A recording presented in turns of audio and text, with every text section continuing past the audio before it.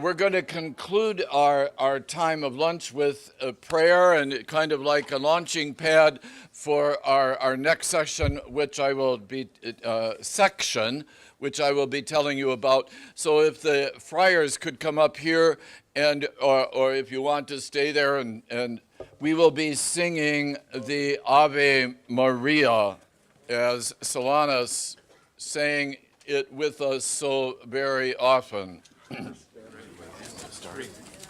Ave Maria, gratia plena, Dominus tecum, benedicta tu in mulieribus, et benedictus fructus ventris tui, Iesus. Sancta Maria, Mater Dei, ora pro nobis peccatoribus, nunc et in hora mortis nostrae. Amen. Thank you, brother.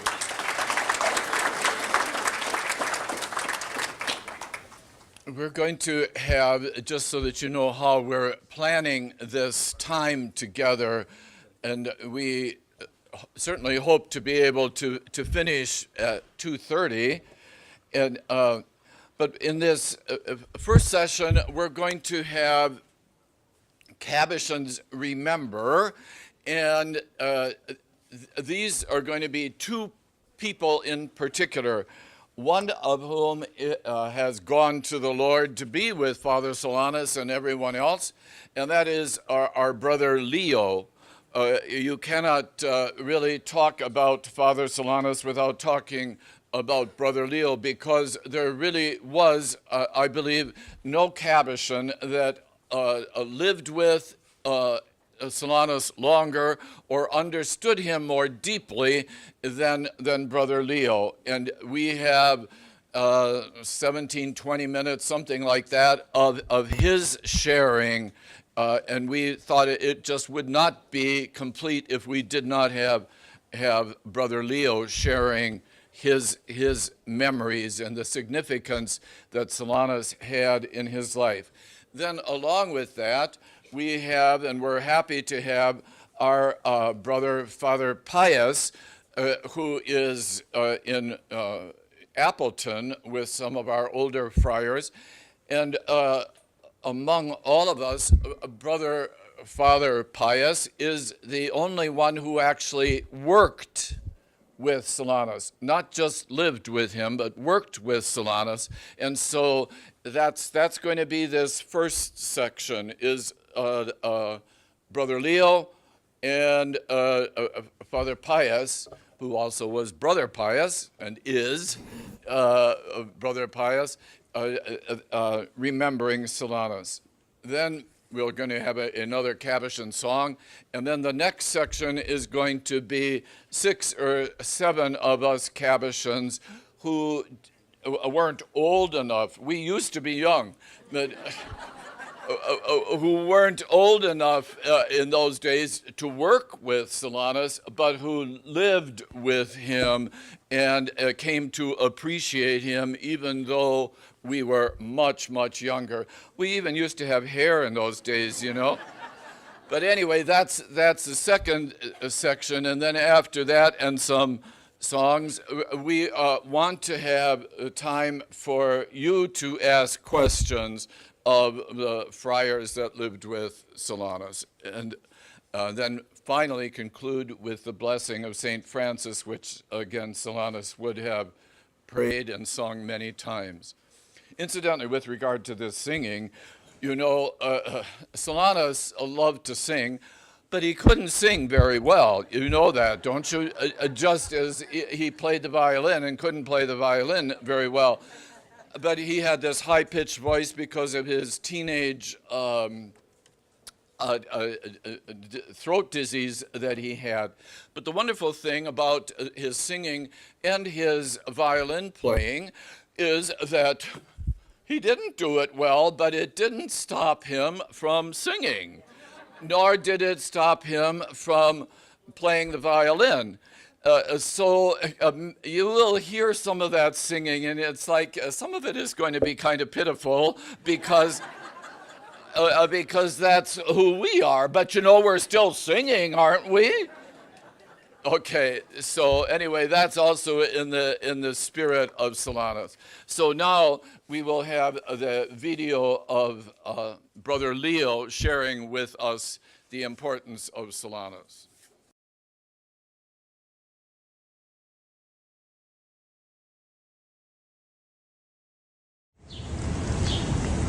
This year of 2011 happens to be 70 years since I made my first profession as a Capuchin brother on May the 18th of 1941.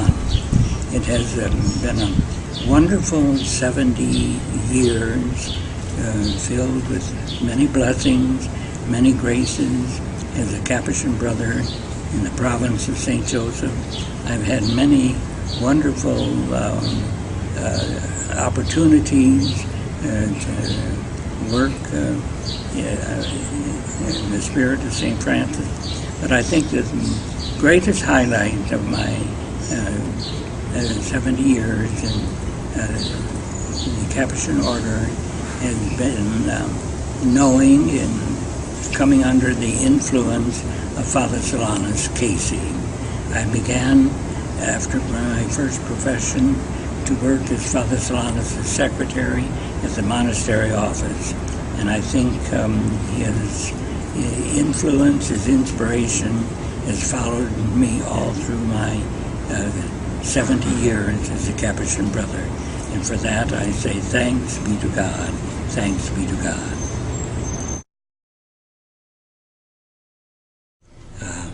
Another time when he was in the refectory in Detroit, the custom in those days was that the food was passed around and everybody sat in seniority. And so Father Solanus' place at the table was near the top of the row, and he was next to one of the older friars who was quite a big man. And of course Father Solanus was a very thin person, and he always ate kind of sparingly anyway. But so one of the brothers who was passing the food, and it happened to be a day when there was conversation, so when Father Crescentian, who sat next to Father Solanus, took a big helping and piled his plate up, and then Father Solanus took just a little bit of everything, and the brother says to Father Solanus, "Well, Father Solanus, you should eat more. Why don't you take a big plateful like Father Crescentian?" And Father Solanus, kind of smiled, and he said, "Oh, well, big furnaces require more fuel." One of my favorite recollections of Father Solanus at the monastery office occurred one time when Father Solanus had been fighting a cold, and he was quite subject to colds. And on this occasion, he had been fighting it for a couple of days, and so it was in the evening. And he usually worked at his desk in the evening, sometimes till 9, 10 o'clock at night. And so this evening, around 8 o'clock, the office was cleared out and nobody was there. And so I said to Father Solanus, "Why don't you get away early, go to bed, get some extra rest, and that'll help your cold?" Well, he kind of reluctantly decided he would do so, so he put everything away on his desk, and he got up, and he was just walking out of the office when a young couple came in the front door, and they saw Father Solanus, and they said, "Father Solanus," and he turned around and he went back to sat down at his desk, and he was talking with them for quite a while. Then I thought, well, I'll leave the office and I'll come back a little later and close up things, and so I left. And well, when I came back, it was almost 10 o'clock, and Father Solanus was still there. But from the smiles on their faces, I saw that he had helped this young couple. So after they left, I said to Father Solanus, "Oh, it's too bad you didn't get away a little sooner, because you could have got some extra rest and take care of your cold." And he kind of smiled, and then he said to me, he said, "Well, you know, when Jesus was on the way to Calvary, and just before he had the third fall, he stopped and consoled the weeping women." And I thought to myself, what a wonderful attitude. That's what he wanted to do. He wanted to help people all the time, and no matter how much it cost him, he was always willing to help other people. But there's another time I remember one of his, the priest who was a classmate of Father Solanus, Father Damasus Wickland, was a little older than Father Solanus, and he was retired at Huntington with Father Solanus, and Father Damasus was mainly in the infirmary, would have his meals there and so on. And Father Solanus would often come in and visit with him a little while, talk with him. And one day, Father Solanus was in there, and he said, got the idea. He said, "Oh, I'll get my violin and I'll play something for you." So when he went out, Father Damasus says to Brother Mark, who was taking care of him at that time, he says, quick, Mark, put on some records. So that he wouldn't have to listen to Father Solanus playing his violin. There's an interesting episode of Father Solanus' encounter with the bees. Down at Huntington, Indiana, where we had a big apple orchard, we had bees, which are very important for the pollination in the orchard. And one day the bees were very agitated, and there was great danger of them swarming, and we'd lose the hive. So Father Solanus went down right up to the bees without any covering to protect him, and he took out his harmonica and he gently began to play the harmonica, and very soon the bees had quieted down and gone back into the hive, and he saved them from swarming and losing them. This statue of our Blessed Mother, the Immaculate Conception, was dates in this little chapel, little oratory, from about 1940. This little chapel was where the brother novices used to say their little office every day, and before the statue of our Blessed Mother, and there was another little altar in this chapel for Mass. But the statue was often taken out during the month of May for the May crowning and other celebrations in honor of our Blessed Mother. It was a favorite place to pray for Father Solanus also. And but this little chapel has been a part of the monastery from the very beginning. This chapel is also the place where Father Solanus celebrated his last Mass.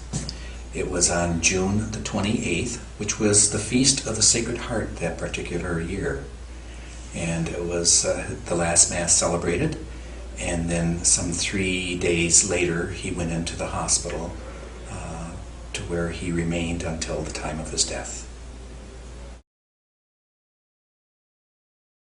His last Mass was on the Feast of the Sacred Heart that year, so when he was in the hospital then, this skin ailment that he had begun to cover his whole body. And since he was allergic to the antibiotics of that time, penicillin and sulfa drugs, there was nothing they could do for him. And it covered his whole body, and he was very red and itchy and very painful. And but he was very patient. And one time, Brother Ignatius asked him, "Oh, Father, it must be very painful." And he said, "Oh, would that it was 10,000 times more, so I would have something to offer up to the dear Lord." And so that's the way it was for many days in the hospital. But finally, on the last day, the night before, Father Gerald, the provincial, had visited him, and Father Solanus just made the remark, "Oh, tomorrow will be a wonderful day." We didn't know what he meant. I don't know if he knew what he meant. But anyway, the next day, in the morning, his brother, Monsignor Edward, was here, and Edward thought he looked a little better that morning. And so he went to his room, and he thought he'd send a couple of postcards to some of the family to let them know that Father Solanus seemed to be feeling better. But during that time, the nurse and orderly came in his room, and one of the sisters might have been there too, I'm not sure.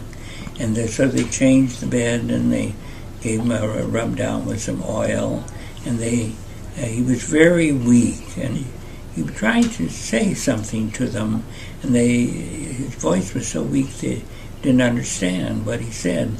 And they laid him down on the pillow, but all of a sudden he sat up by himself, and in a very clear voice he said, "I give my soul to Jesus Christ." And with that he fell back, and that he died. And it happened to be at 11 o'clock on July the 31st, the very day and hour that he had said his first Mass in 1904. Well, that is right now our introduction to Capuchin, Father Pius Cotter. We've had it on tape because we didn't think that he was going to be able to be with us. And so the friars in Appleton convinced him that he needed to be here, and we are very glad to have Father Pius here. Speak right there. That's why I wear a cane. They convinced me to be here to give a little talk about Father Solanus. I'd like to tell you about his faith and his trust. He had tremendous faith, not only heady, but very action-wise, and his trust. I was stationed with him in Detroit here, and I was working at the desk in the front office. I had one desk, and he had the big one. And lots of people, all there, I don't know how many. And somebody came in with a little boy, his mother and dad. And this man was very obnoxious. He says, "Solanus, I want a miracle." Totally ignored him. Totally ignored him. He put the kid down on a chair near my desk, and he said, "Did you hear me? I want a miracle." Father Solanus just totally ignored him. And finally he stood up and he said, "You go to confession. You and your wife go to confession." And he said, "I didn't come in here for a confession. I came here to have the kid healed. Go to confession now." And he sat down, kept going right on going with the people. They went to confession. The little boy was paralyzed from here down to his toes, and everything was terribly cold, his entire body. The mother and dad came back from the confessional, and the little boy says, "Mama, my legs feel ticklish, and they're warm." It's a miracle. A first-class miracle with my eyes. I saw it well. The other little incident I'd like to tell you about was in Huntington, Indiana, where I lived with Father the longest. And that is 3 days after his jubilee as a priest, 50 years. I went to his room and I said, "Father Solanus, I am very, very curious. Why do you always tell people, thank God ahead of time? Why do you do that? Do you know that the cure will happen or not?" And he looked at me with his fine blue Irish eyes, took my hand into his hand, and he says, "Pio, this is the way it works. You thank God ahead of time, you put God on the spot." And I never forgot that, never. If I ever want a favor, I put God on the spot. I thank God ahead of time for the miracle that he will perform. Sometimes those miracles don't work because we're not in the proper position or disposition to receive the faith that Father Solanus had. He had absolute trust in Almighty God, and I mean trust. I saw it in action at the front door here at St. Bonaventure's. I saw it in action in Huntington, Indiana. And the first time I met Father Solanus and Brother Leo, Brother Leo has been my favorite friend for years. The first time I met them was when I first joined the monastery. In 1946, it was 45 actually. Anyhow, I came 3 o'clock in the morning to join the monastery because the train was late. I had to skip 2 trains in order to get here. I'm from Appleton, Wisconsin, so it was a long trip. And I came to the door, rang the bell. Who came to the door? Father Solanus and Brother Leo and Brother Rufin. And Solanus grabbed a hold of me. He says, "I think you need some cookies and milk." I'll never forget that. And Leo says, "Come with me, we'll show you where the kitchen is." And then after a little bit, Father Solanus said, we get up at 5 o'clock to pray. He said, "I really think that you belong in bed. So when you hear us pray, you turn over and you say, 'Praise God,' and go to sleep." I heard him pray. I heard the whistles outside.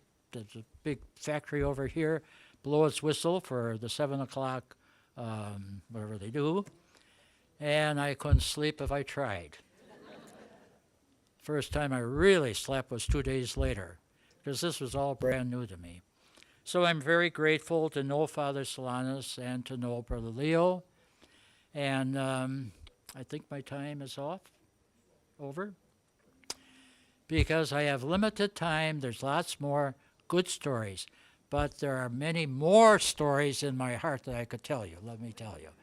So I'm very grateful to be here with all of you to share this witness story. Amen. So you, as Pio has said, there is certainly more in his heart and in his memory that he could share, and he'll be around. Nobody's got those many years of memories among the rest of us as Pio does, so we're very happy to have him.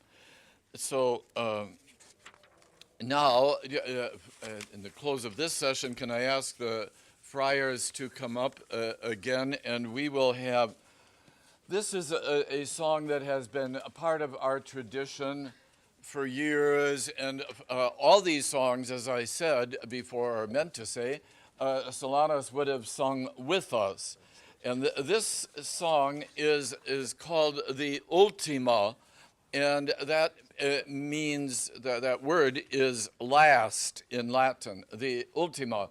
And we would always sing this. It's a prayer for a happy death. And we would always sing this at burials of friars, when we would be, and we still do, when we are gathered at the burial site, the friars will sing the Ultima. And so, and we also, in our early days, in Solanus' time, we would also sing this on a Friday after one of the meals, I forget, Ultima, praying for a happy death. So this is in Latin, the first verse, and then it will have the English equivalent as the second verse, okay? Ultima in mortis ora, filium pro nobis ora, bona mortem in petra, virgo mater domina.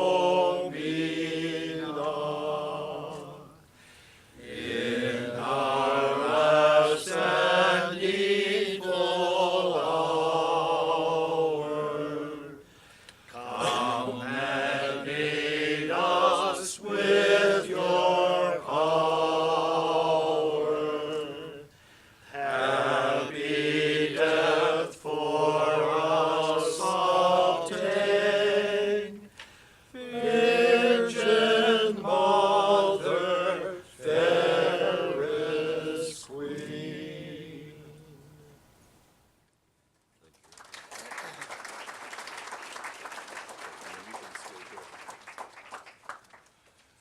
Okay, in this section of our time together this afternoon, Capuchins Remember, we're going to have some of us who actually lived with Solanus, but we're not fortunate enough to be old enough as Pio to work with him.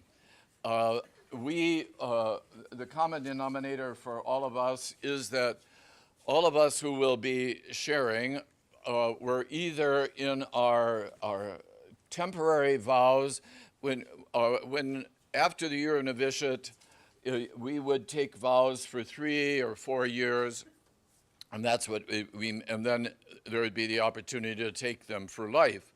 So all of us would either have known Father Solanus when we were in temporary vows, and that was in Huntington, or we would have known him when we were novices before Huntington here in Detroit, okay? Now, just to let you know some of the things about the way life was structured in those days. It was structured. far more than it is now. And you see, sometimes you are given the impression that the older guys are not supposed to contaminate the younger ones, you know? So you had this rule that the novices, and this was particularly strong with the novices, but also with the simply professed, that there was not supposed to be a lot of interaction with people who were the finally professed and the simply professed and the novices. Contamination, or what's the problem? Well, anyway, that's the way it was, right? So very few, if any of us, had real discussions or intimate relationships with Father Solanus. It just wasn't the part of the way things were, right? However, we lived with him, and certainly because of his reputation, watched him and learned from him. And so that's what we're going to be sharing tonight, this afternoon. And we're going to be doing this chronologically, those that had known him longer. So Father Werner, who is also at Appleton, where Pio is, will begin. Wow, I was standing there waiting, and we were told 6 to 7 minutes, So I thought that was kind of strange. The other strange thing, is this coming through? The other strange thing is, I can't believe it, when we sang this Old Timo, you're praying for a happy death. When the first day I went to novitiate, at the Sunday meal, after the meal, they sang this Old Timo, and I couldn't believe it. My God, it's my first week here. And now to top it off, they sang it before my first talk. That's the way it is, They treat you that way sometimes. Anyhow, we've been telling a lot of stories, and I got 6 to 7 minutes, And I told the people at Appleton that I want to tell you before the meal the other evening that I'll tell you what's going on in Detroit about Father Solanus, and that I'm going to, and Father Brian, who's going to follow me, who is a little more talkative, and we got 6 and 7 minutes, and they all laughed. Anyhow, the other first thing, I kind of want to talk about the story, my storyline. I'll start with where I learned about Father Solanus. I went to the seminary at Mount Calvary. It was a high school seminary. And that's where I first heard about Father Solanus. Father Gerald Walker, especially in senior year, when I told him that I'm interested in becoming a Capuchin Franciscan. And so he says, oh, that'd be great for you, because Father Solanus Casey is there, and he's a holy priest, saintly. And we all look up to him. You will have a good example if you do that. Well, I wanted to meet this man. And so when I signed up, and finally that first day in novitiate, when they signed the Old Timo, happy death, I watched this Solanus Casey. I watched him like a hawk. The first thing, though, that happened the first day that we were all novices, and those who just professed had left, in the morning, the novices brought the food to the older friars, and we sat at one side of the table. So I don't know what I was carrying. I don't know, the coffee or the milk or the cereal or what it was. The first breakfast that I was on, I watched that man, and I said, oh, what's he gonna do now? And I saw him take a bowl, the breakfast bowl, and in it he put his cereal, the sugar, the cold milk, the hot milk, the coffee, the prune juice. The whole works was right in that one bowl. And there was still somebody ahead of me, and I said, sanctity, if that's what it's all about, I don't want nothing of it. So that's my novitiate. This is the whole story, but I watched him during the time. I watched him like a hawk, and to see how he prays and how he walks and how he took care of the bees and all that.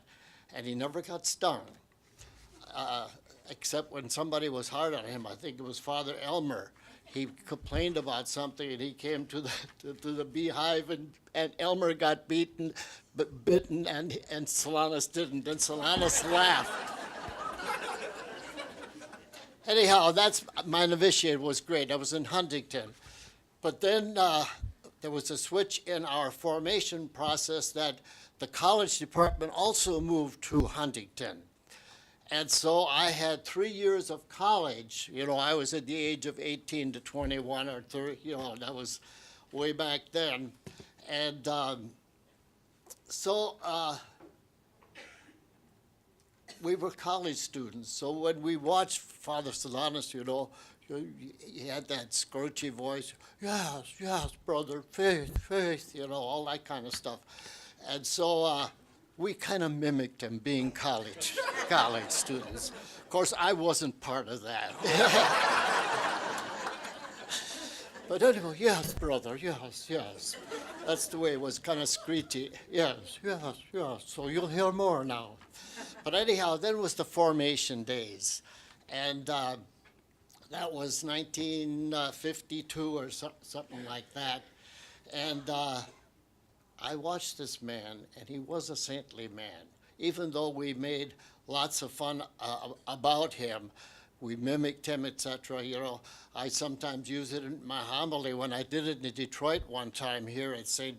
Bonaventure's, I mimicked Solanus somewhat, yes, brother, faith, yes.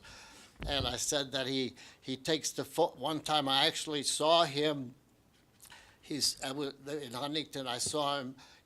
We didn't have cell phones in those days, but you had the land phone, and he was getting a lot of phone calls from Detroit or from wherever, and he was listening to the phone, and all of a sudden it went on, and he started writing. And then I saw him. Yes. Actually, did those types of things. But he was very human. In fact, in chapel, I would see him sometimes. He'd fall asleep. He was very human. But he was sincere, and we all knew that he was holy. And so in those college years, I saw him out in the orchard. I saw him take care of the bees. I saw him playing his violin, and it was screechy.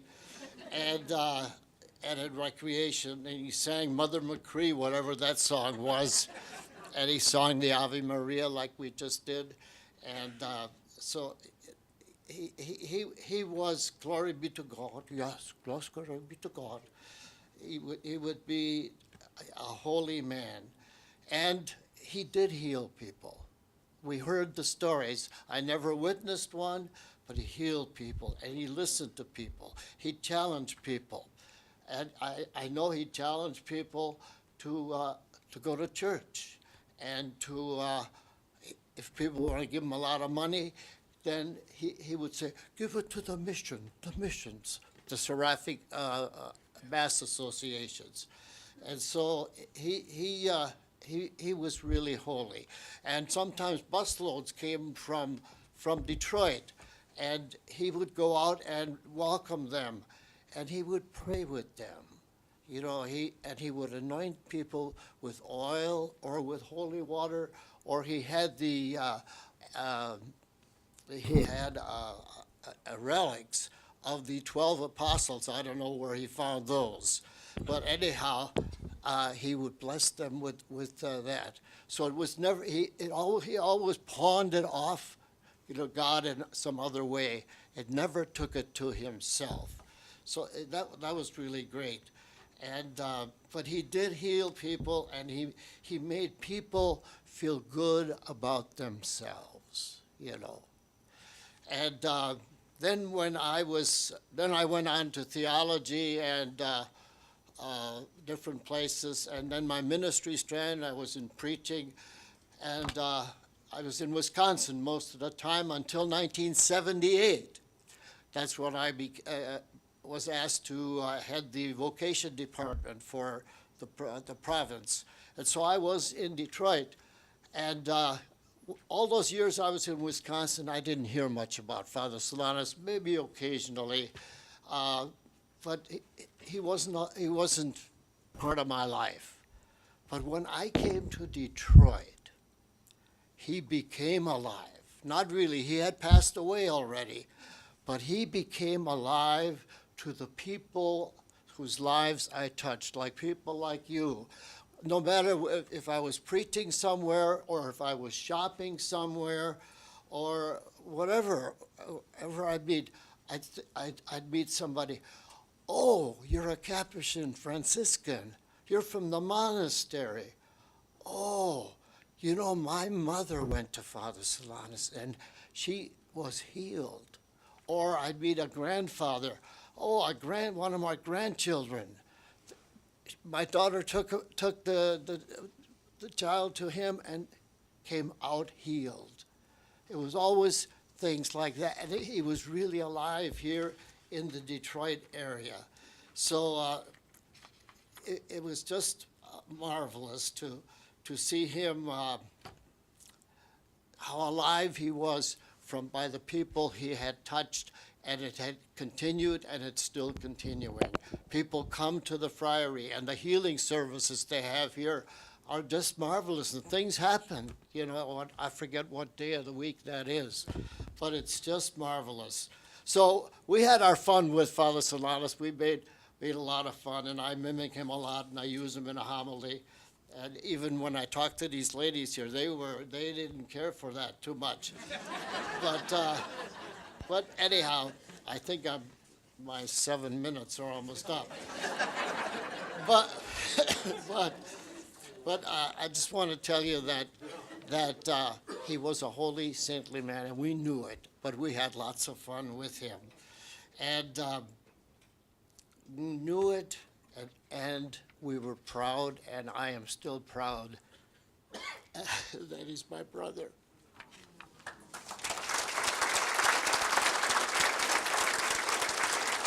Thank you, Werner. Next is our brother, Father Brian Brown, who now is at St. Felix Friary in Mount Calvary, Wisconsin. Hello. Werner, you've already used my 7 minutes.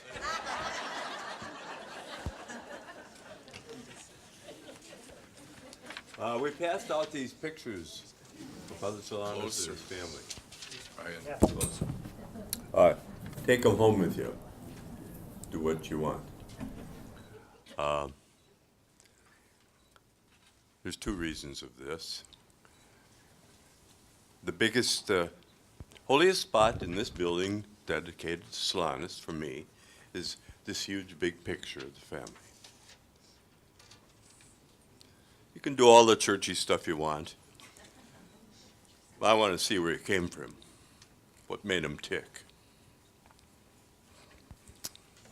The next holiest spot in this building is those 9 statues that are on the way into the place. You come in the door, and what's these folks doing here?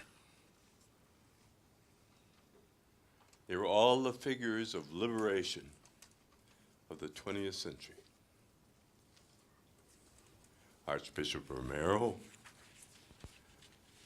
Martin Luther King, Catherine de Hewick, the important people, the people that our Pope would talk about. Not these other popes, but this one would. Terribly important. There's a book about these 9 people in the bookstore. This is my commercial.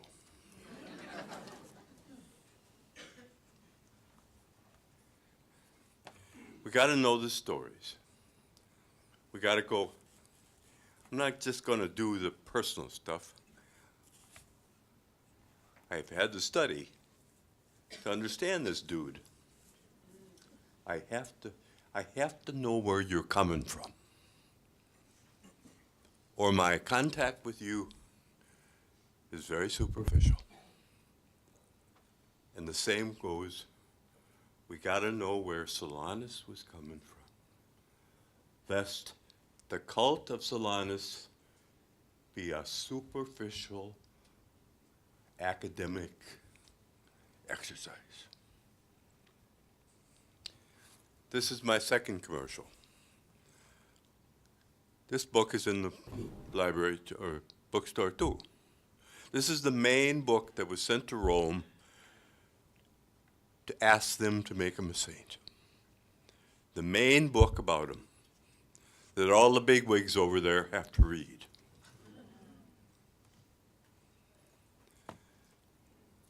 Very important. Don't say you are big on Solanus until you read this book. Got it? In this book, we find that Solanus Casey's real upbringing started back in Ireland. His mother was Ellen Murphy. She was born in Armagh, St. Patrick's home see.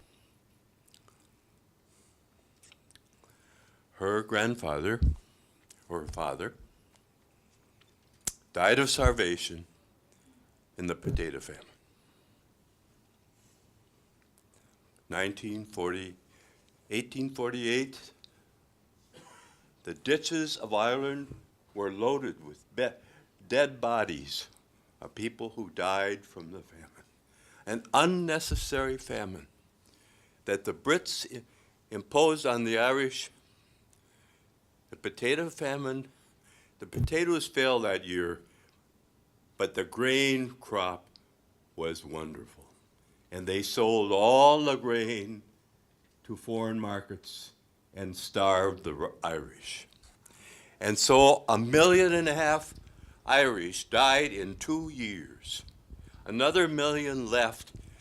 It ended up, what they started out with 7 million people, they ended up with 3. Within 5 years. Genocide. Ellen Murphy's grandfather was a victim of genocide. Okay. How about the Casey side? Barney Casey's grandfather. Barney Casey grew up in Monaghan. I got relatives from there, McGinnity's. Monaghan. You know that the Orangemen were the Brits or the Protestants. Had a 40 hours devotion. While they were praying in front of the Blessed Sacrament, the Orangemen entered into the church and started to beat up everyone who was praying. And her grandfather got murdered with a club, beat to death.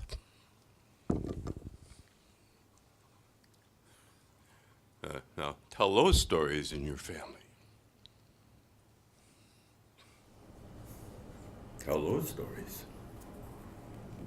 So that's stories Solanus Casey heard about who we are.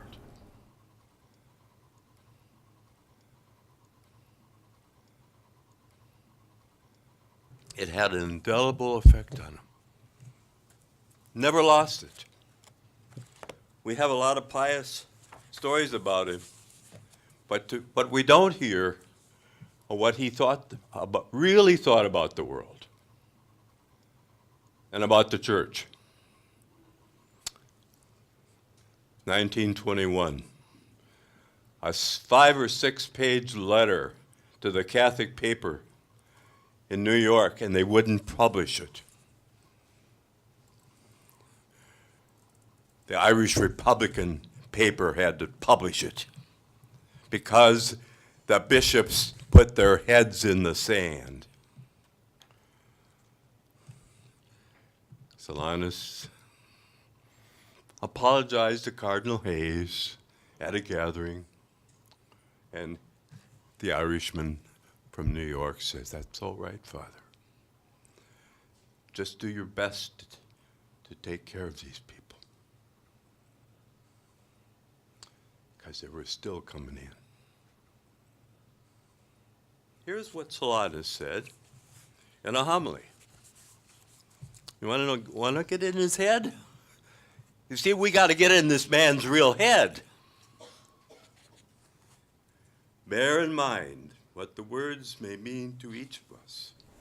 What you have done to the least of my brethren, you have done to me. And again, I am Jesus whom thou persecutest. Do you ever try to really realize that every lie, inasmuch as it is a lie, is in the last instance nothing less than a denial of God's existence? Have you ever fashioned the fact that every crime against justice is at once an outrage on truth and an act of idolatry? I ask you to think it over and to realize, if you can, something of the awful avalanche of inequity now calling down the wrath of heaven on civilization.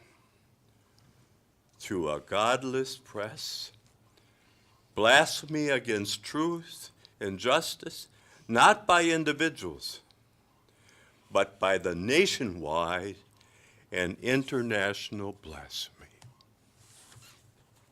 Boy, if for Solanus were reading the papers these days,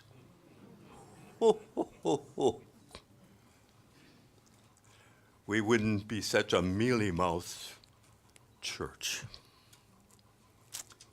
Now, I went to see Solanus in college. When you went to his room, that was a shocker. The medium was the message. There was nothing there. He had one habit in which he also slept. It was bare floors. And I went to ask him to pray for a problem in my family. So I told him about the problem, and he said, "Oh, it'll get better if you have faith."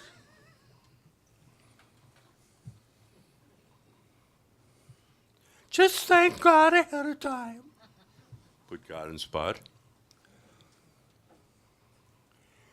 And to be assured that you have faith, just give a little donation either to the soup kitchen or the missions.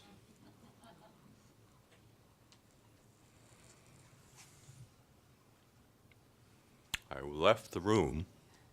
I was mad. I said, "Damn it, I came here to pimp off your faith."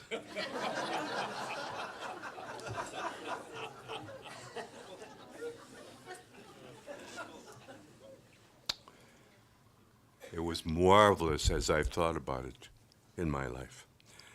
I've been a pastor in 5 parishes.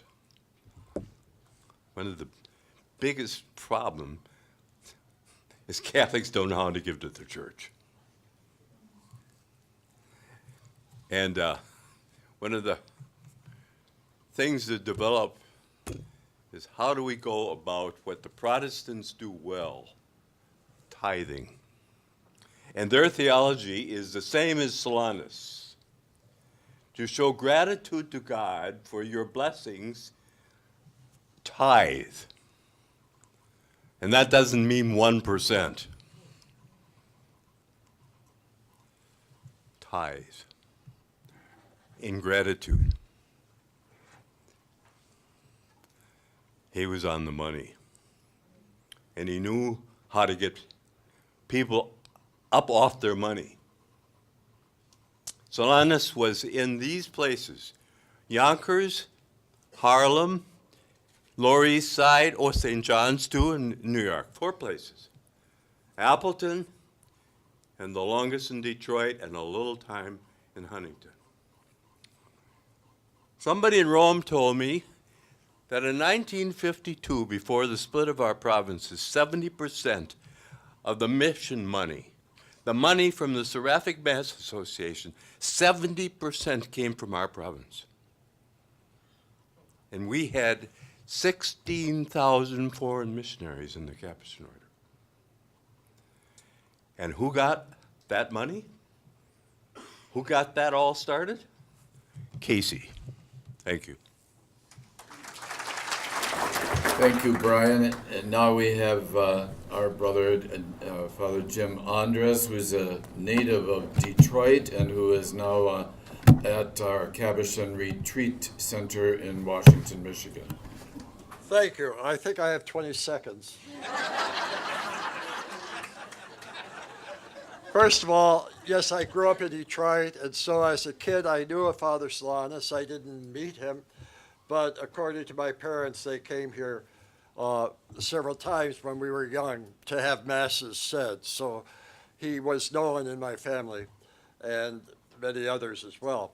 I just have a couple of examples. I was a novitiate here at St. Bonaventure's. I think I was about 20 years old when I entered novitiate. And it's true that, as they referred to, we could not talk to the professed unless we had permission from the novice master. So one particular night, we were having night prayers. And I was about halfway in novitiate, and I was thinking, I don't know if I want to be a Capuchin. What do I do, God? And then it came to me, and I think it was a divine inspiration, at least I thought of it as a novice. They say Solanus is so holy, he probably knows the future. Go see him. Oh, so if that came from God, whatever the novice master said didn't count. So I stayed till all the night prayers were finished, and all the other friars went to their cells, to their rooms. And I was deep in prayer, faking a little bit, so they wouldn't think I was just having some great experience with God. But I thought, I'm going to go see him tonight. Now, at that time, with poverty, we had 5-watt light bulbs at the cloister, so I could go in the shadows to the professed wing, hopefully without anybody seeing me. So I knock on the door, and then I heard, by the way, Solanus' voice wasn't that high, as you've heard. But he said, come in. And I came in, and it was my habit at that time to kiss the floor for humility. We would kiss the floor, sit more day for the love of God. And then we would stay kneeling unless the professed Capuchin would tell us to rise. Well, Solanus didn't tell me to rise. So I said to him, Father Solanus, this is exactly what I said. I hear you're so holy, and I trust you, and you probably know the future. So I want to know, I'm thinking, I don't know if I should stay. Am I going to be a Capuchin? If I'm not going to be at the end of novitiate, then I'm wasting my time here. So tell me, am I going to be a Capuchin? He looks at me and smiles and says, Frater, brother, go to chapel and thank Jesus in the Eucharist. I said, oh, yes, Father, I'll do that. But my question is, am I going to be a Capuchin? And he repeated the same thing. Frater, go to chapel, thank Jesus in the Eucharist. I thought, well, I'm not going to get anywhere with him. So I go slink down the cloister with those 5-watt light bulbs and go to chapel, kneel before the tabernacle, and I said to the Lord, Lord, I really don't know why I'm thanking you for anything, but Solanus says, and everybody says he's holy, I'm not sure, but he's holy. So I thank you, Lord God, whatever I'm supposed to thank you for. Well, I've been a Capuchin over 60 years. So I understood only later, as he would consistently say, thank God ahead of time. And that certainly was something that happened to me. I really agreed him. Solanus was a very simple man, a prayerful man. That is the essence of him. He was prayerful and simple and loyal to the church and to the people of God. The second incident, and I'll share, is I was, again, remember novices are a strange group of men. We want to be holy right away. You know, I thought I was holy after 6 months in the bishop, wondered what I was going to do the rest of my life. But we continually grow and grow. One particular mass, all the other friars had gone, and I had a big beard. We had beards at that time. Some of my brothers couldn't grow them, but I had a big one. And I thought after communion there was a particle of host in my beard. And that really frightened me because remember, this is back in the 1955, I believe. And so I'm holding so it won't drop to the ground. And I go into the sacristy, and who's there but Father Solanus, coming from his mass, as Leo mentioned, in the private chapel because he was ill. Father Solanus, I think there's a particle of the host here. And he looks at me, and he goes like this with his finger. Again, he's supposed to be so holy. Frater, don't become scrupulous. That is probably flint. But if it isn't, the angels will take care of it.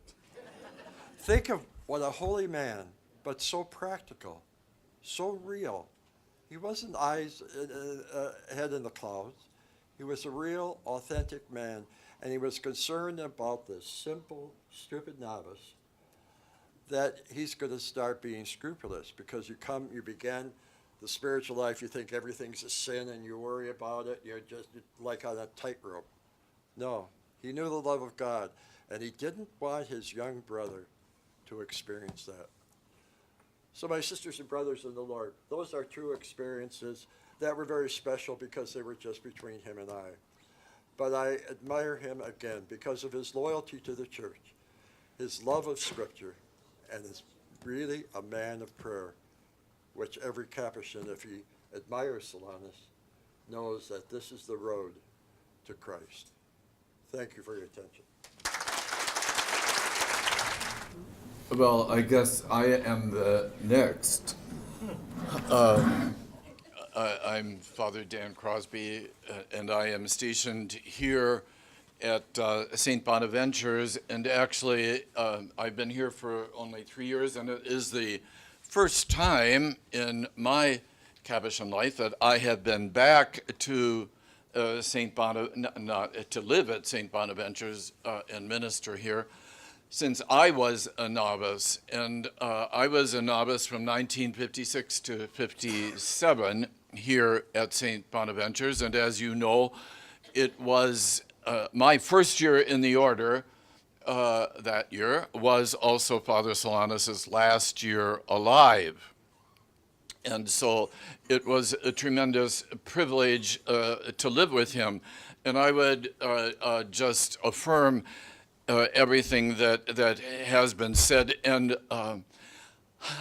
the way I would state it is that Solanus could not have put on an act if he tried. He was just the real thing. He never tried to be holy. He never tried to be holy. He just tried to be real. His real self loved Jesus and loved everybody. And he just lived that way. nothing superficial, nothing put on. Well, I'll tell you one story, two stories.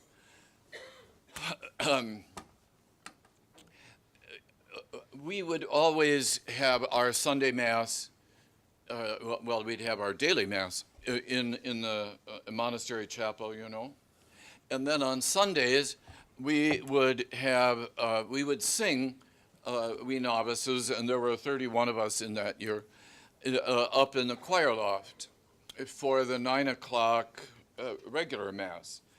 And so we were up there in the choir loft to sing, and this particular Sunday, Solanus happened to be sitting right in front of me, and he was there to participate in Mass and to sing.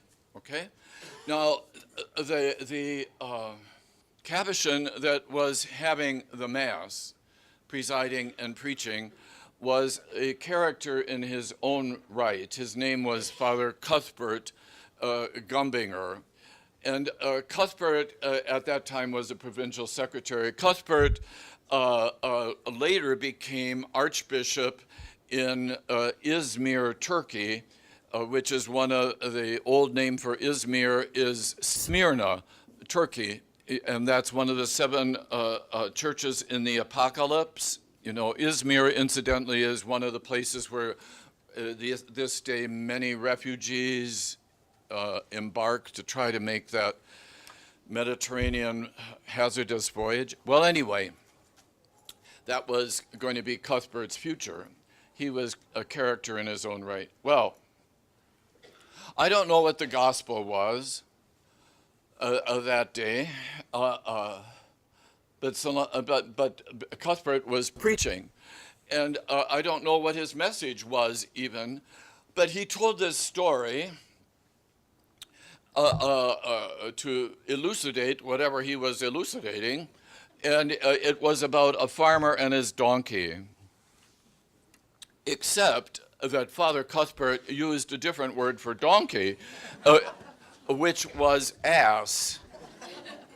A farmer and his ass. Now, more than likely, you have not heard that word from the pulpit, maybe in your whole life. Well, this is 2017. That was 1956. And so here we were up in the choir loft listening to this story about this farmer and his ass, and we were all laughing, of course. And in those days, I had a laugh that was more like a snort, and so Solanus heard me, and Solanus, I will never forget. Solanus turned around to talk to me. He wasn't looking straight at me because I was completely behind, but he was talking to me. And he said, and I'll never forget it, this is what he said. He said, the trouble with us, not with you, which would have been appropriate, but the trouble with us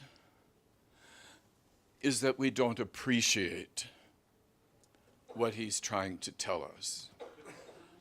And of course, that's truth. I don't know what he was trying to tell us.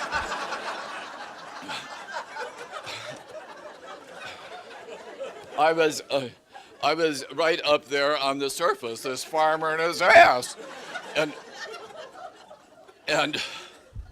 Solanus got down through it to the message, and he said that the trouble with us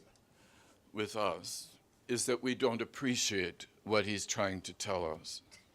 If we did appreciate what he's trying to tell us, we wouldn't think it's so funny. So what do you suppose I did? I laughed some more.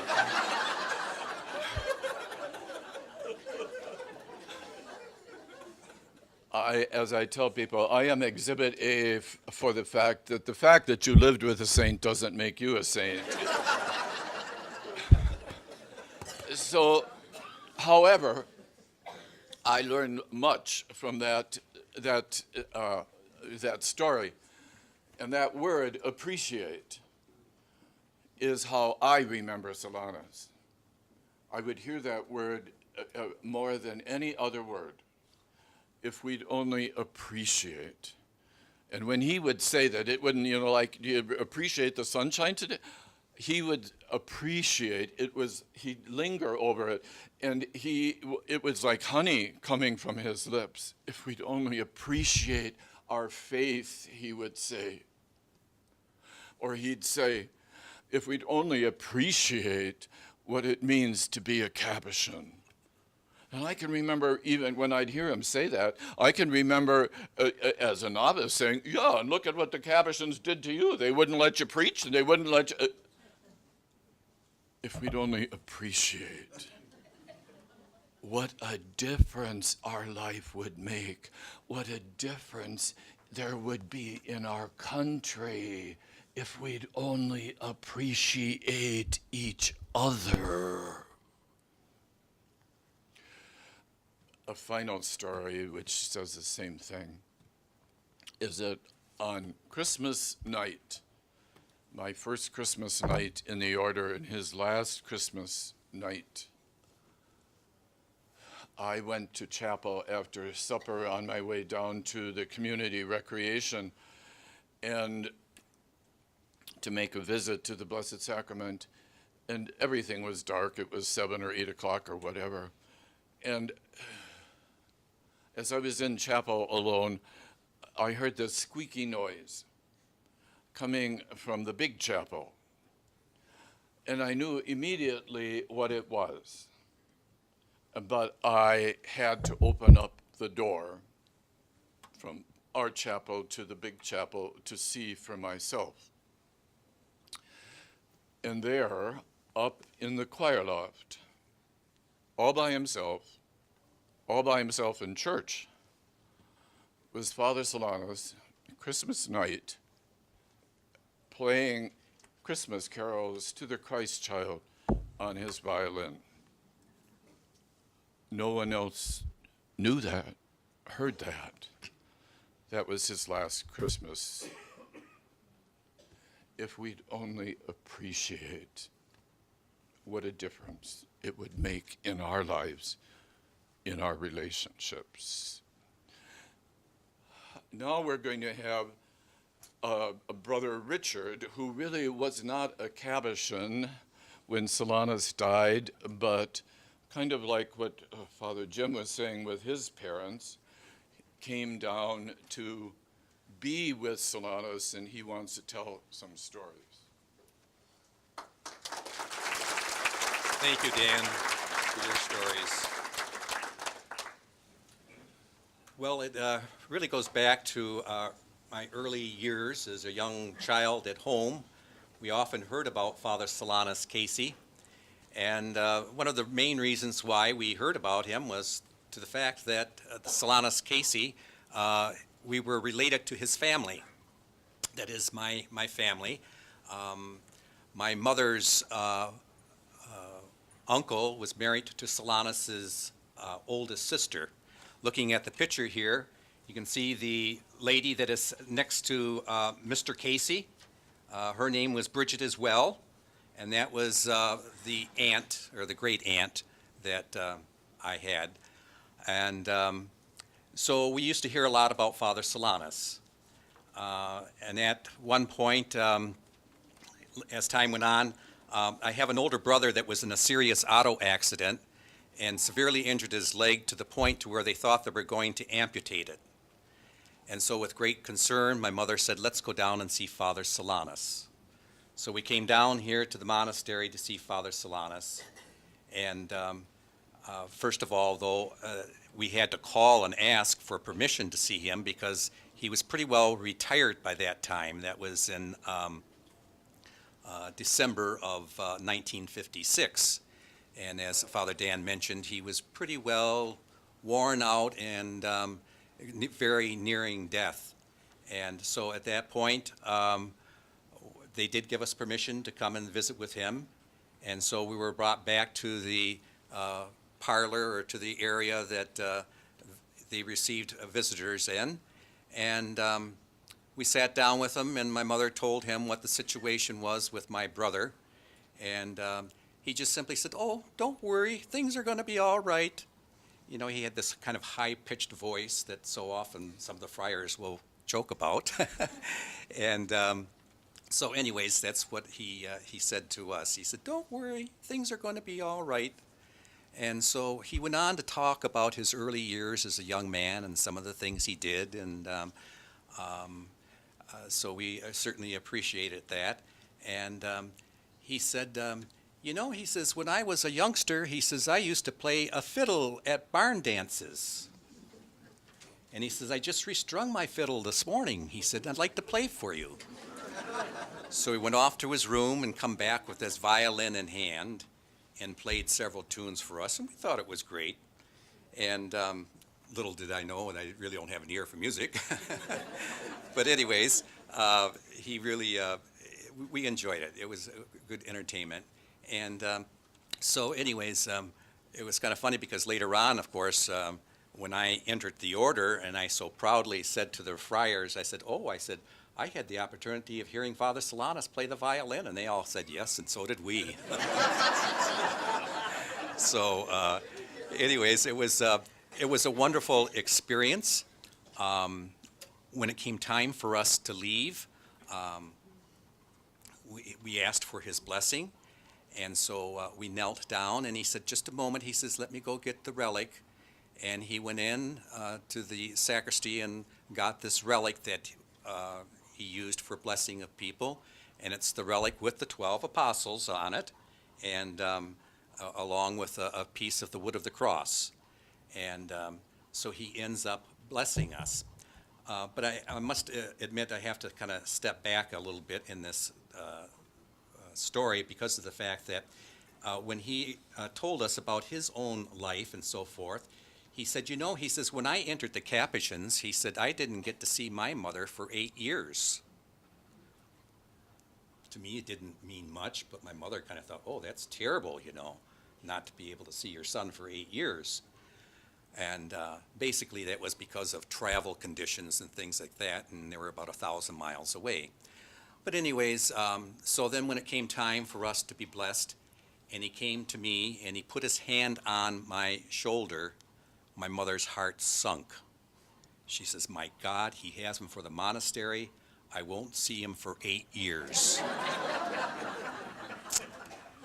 She never said a word to me, and some 6 years later, I had made a retreat with the Holy Name Society from the parish, and I said when I came home, I said to my mother, "You know," I says, "I think I want to enter the Capuchins."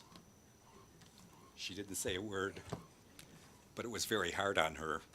She didn't want to discourage me, but I know that physically it was a real concern that she wasn't going to see me for 8 years. So the thing was, of course, then I did enter the Capuchins, and I got to see her 3 months later. So it was different. And so anyways, there's a lot of wonderful memories about hearing about Father Solanus and knowing how he had been so instrumental in people's lives. And as the director for the Father Solanus Guild and as vice postulator for the cause, I hear of a lot of cases, reports on how Solanus continues to be alive and is touching the lives of so many people, spiritually, physically, mentally, whatever way that people come to him asking for help, he's there to help them and give them the strength that they need in their lives. And so I do praise and thank God for this opportunity of being able to be part of his process for canonization. Thank you.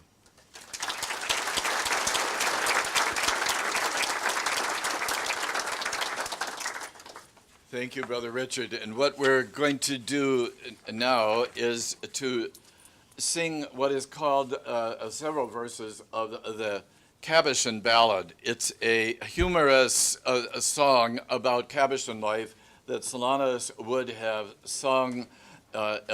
It is originally in German, I'm quite sure, and it was translated by our Father Sylvester, who's gone to the Lord a long time ago. Anyway, you can follow it here. We're going to be singing verses 1, 6, 8, and 11, okay? Hail the Capuchin friars, minor, faria, faria, ho. Than whose like there's nothing finer, faria, faria, ho. If you imagine that I am wrong, hearken a moment and hear my song. Faria, faria, faria, faria, faria, faria, ho. Oh, it's me and I don't mean baby. Faria, faria, ho. Unencumbered by wife and baby. Faria, faria, ho. Is it surprising he's of good cheer, without a mother-in-law to fear?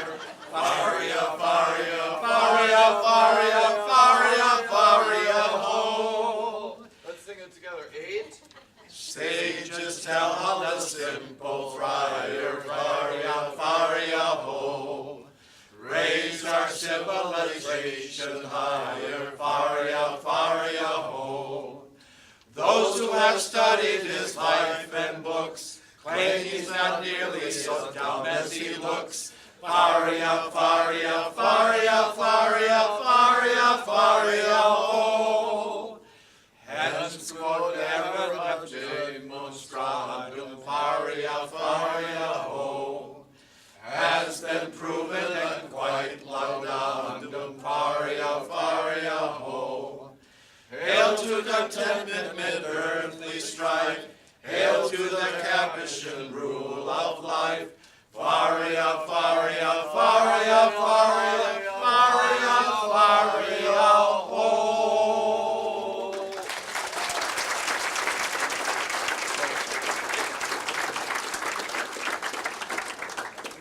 Well, I know that many of you have been sitting for quite a while. Maybe you want to have a break, and feel free to do that.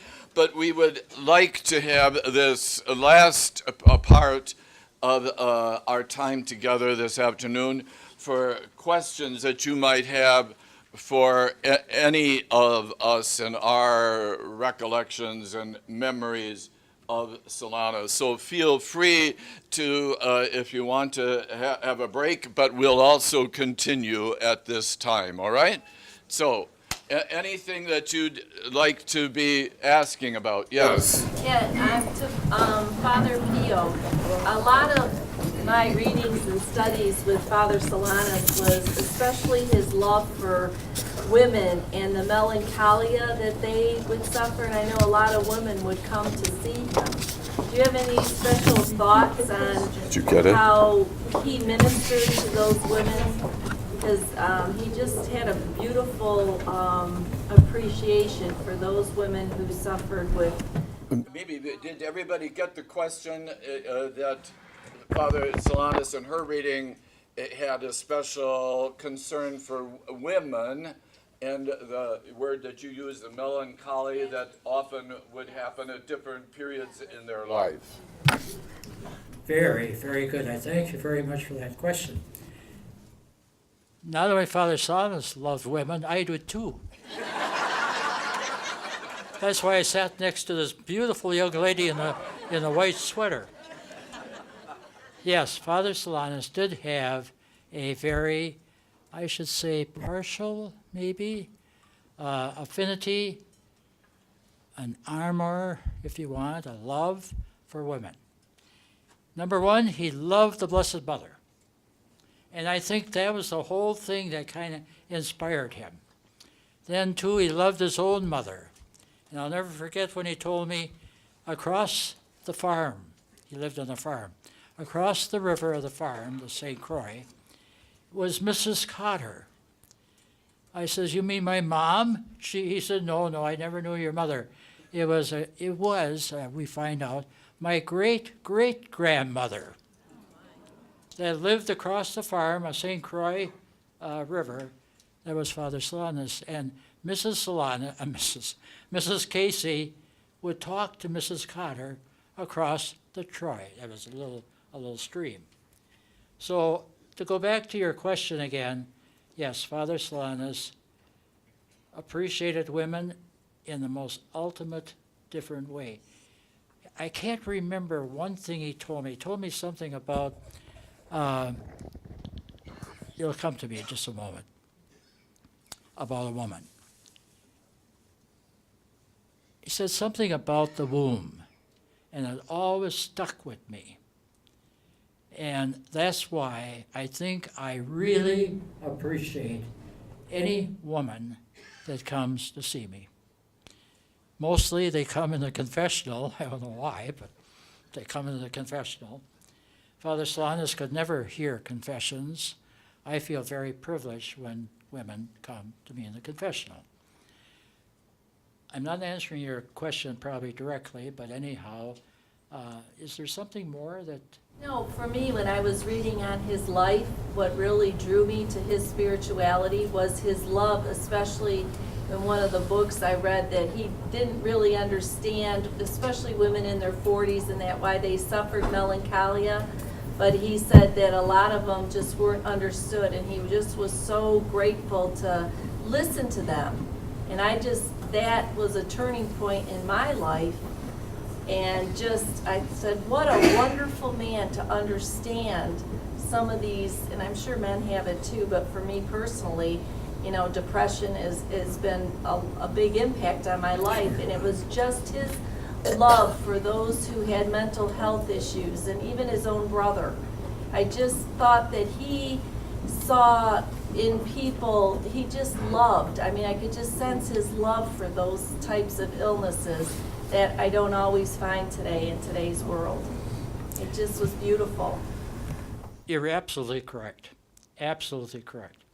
Father Solanus had insight to mental health and to people who were very depressed. You could tell that when he was at the desk. You could tell that when I was in Huntington.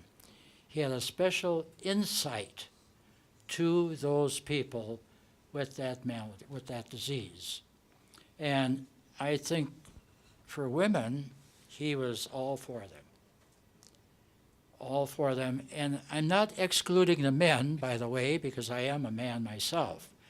But there's something very special, and I say this in all sincerity, there's something very special about a woman. She goes through lots of things that we men will never experience. Number one, and Father Solanus will tell you this straight away, childbirth. That's something that every woman will experience in the worst type of way and yet a beautiful way, and he'll tell you that. I heard him tell many women that. And there's depression and mental health. And he will just say, trust in God. Thank you very much for your, very much. Good.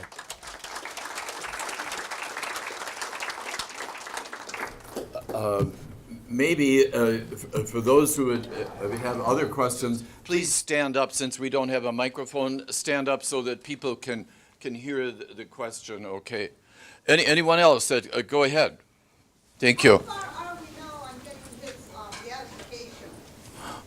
Well, the one who can answer that more accurately is one of the vice postulators of the cause, Brother Richard.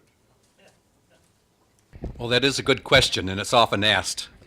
People will ring the doorbell there of the office, and you go up there, and you're not too sure what you're going to hear or what they're going to ask, and it's often that question, where are things at? Hopefully, things are moving along. We don't know. Things are left up to Rome, to the Curia over there, to make decisions, and so we wait on them, and hopefully in the next year or two that we will be hearing something of a more positive note, that It could move on to beatification. And of course, you know, beatification comes first, and then there'll be a canonization. But beatification, by the way, is acknowledging the person basically as a saint, that they are a saint, and that they're venerated on the local level. So it would be on the Church of America that would acknowledge him basically as being a saint, but he's referred to as blessed. And then once that process has been completed, then we'll look for another possible healing that could be claimed as a miracle. And then at that point, then he would be canonized. And canonization is a universal acknowledgement of their sainthood. So that's basically where we're hoping that in the near future that we will hear something of sort. Thank you, Richard. And I think Richard is saying, and maybe in other words, we have made more progress in the hallways of Rome than we've ever made before. We know that. And so things, because of that, are looking hopeful and positive. They are advancing. Thanks be to God. We thank God ahead of time. He will become blessed, will he not? Yes. All right. So, and as you've heard basically from us Capuchins and those who knew him, if he never becomes an official saint, we all know he's a saint. And our lives are still better and richer and more challenged because of that, right? He is a saint. So, anybody else that wants to ask a question of any of us? Okay, we do have a microphone. During all his years as a Capuchin, did Father Solanus have regular contact or see his family, his big family? Did he have a big family? No. Did he see them during all his years as a Capuchin? Did he see his family often? Or? No. You ask very good questions, and that relates to what Father Brian, and as many of you were here for last month's session, and that is actually on what Father Brian was talking about. You don't know a person unless you know where they come from.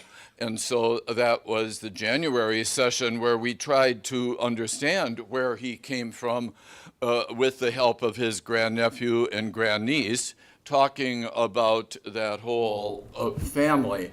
So he was very close to his family. However, he did not see his family very often. And remember, he came to Detroit on the Christmas Eve of 1896. He came all the way on the train from Superior, Wisconsin, which is across from Duluth. That's a long, long trip, even today, to make that. Well, you don't make that trip back very often, right? Well, he never made it back there, and then he had his philosophy and theology in Milwaukee and had his first Mass and you had to have your first Mass in a Capuchin parish, and the Capuchin parish closest to his family in Superior at that time was in Appleton, Wisconsin, where Pius was born, and that was our parish, and still is St. Joe's. That's where he had his first Mass on July 31st at 11 o'clock a.m. in our Capuchin parish, and his whole family came down from Superior for that. Then, to make it more complicated geographically, as you would have learned last month, his whole family went to Seattle after that. And so that made it even harder. But he was there when his folks had their 50th wedding anniversary. He was there in Seattle. And he was there at another significant time when one of his nephews was had his first Mass as a Jesuit priest. He was there. So it was infrequent, but there are many, many letters that we have going back and forth to all his brothers and sisters and the importance that they all had. Okay? So go ahead. I want to preface this with, this is in two parts. My reading of Solanus Casey, he seemed to, the Seraphic Mass, he seemed to have a deliberate necessity and through his work, through the Lord, through the Seraphic Mass enrollments. My question is two-part. When did those end? And forgive my ignorance if they're still going on, but when did those end and why did they end? Because they just seem to be so part and parcel to Solanus in a serious, reverent way. So we can answer, why did they end? They never did end. They just have taken on a different name, and it's the Capuchin, how do we say it? Capuchin Mission Association. The whole idea was double, and still is. You see, Solanus was concerned about always the sick and the poor, and the poor are part of the missionary effort going out there, and so Solanus was always, and this is so important to me when I'm going through difficulties.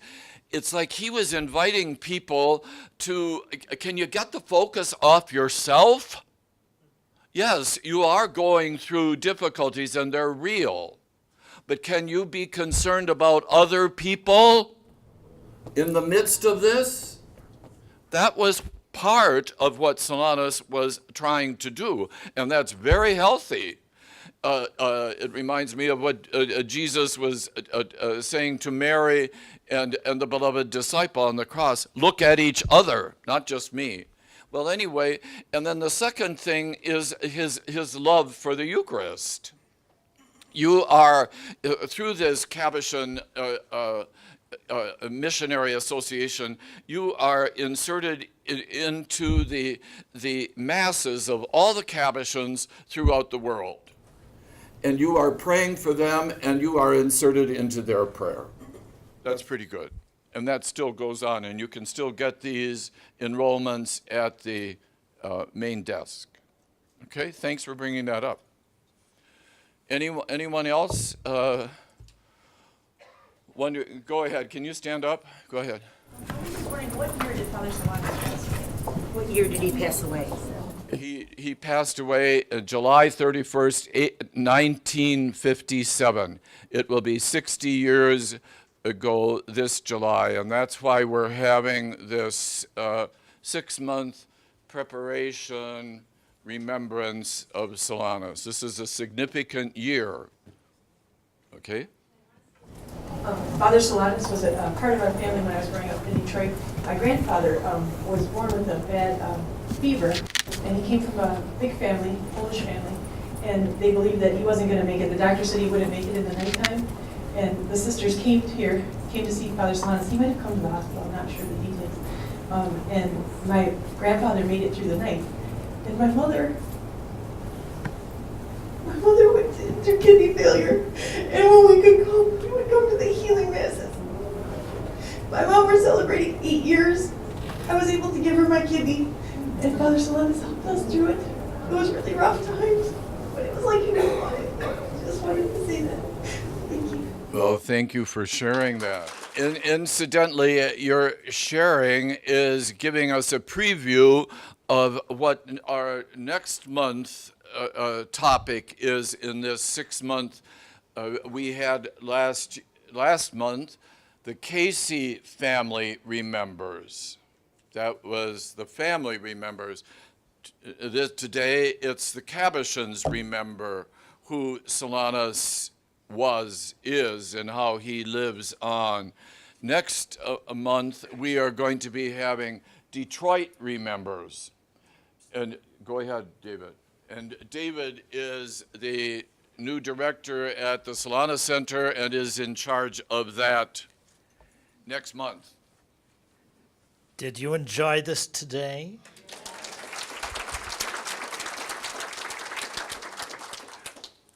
Well, next month, we're going to come here to hear you.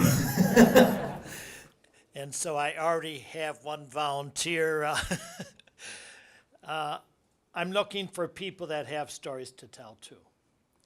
Particularly if you have direct or indirect, but I would really we'd like to spend this time then have it, from the folks on the floor, from the folks in the neighborhood, and some of the folks who are going to share, lived up around here in these places and grew up with Solanus and have stories to tell. So come to me afterwards and so I can take down your name and phone number so we can coordinate this for next month.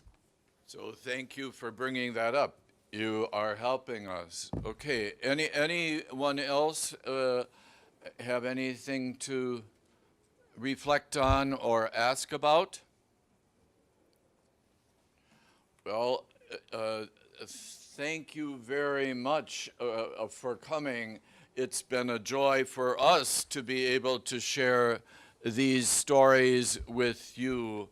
They certainly give us life and continue to challenge us to have lived with this significant a person.